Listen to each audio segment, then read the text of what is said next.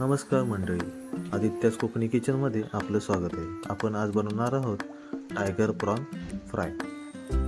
त्यासाठी आपण tiger prone चांगले साफ करून घेतलेले आहेत. त्यामध्ये कोकम आगळ टाकलेला आहे, हळद टाकायची आहे थोडी,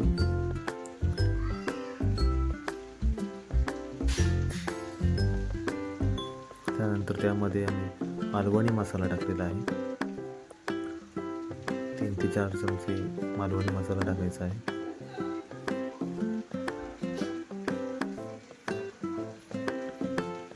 त्यानंतर गरम मसाला टाकायचा आहे.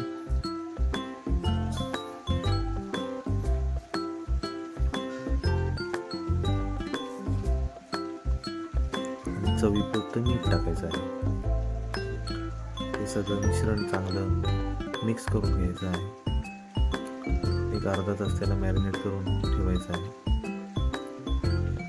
त्यात थोडंसं बेसन ॲड करायचं आहे.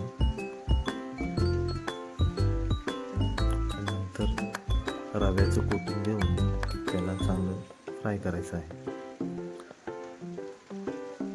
टायगर प्रॉन मोठे असल्यामुळे त्याला फ्राय व्हायला थोडा वेळ जातो.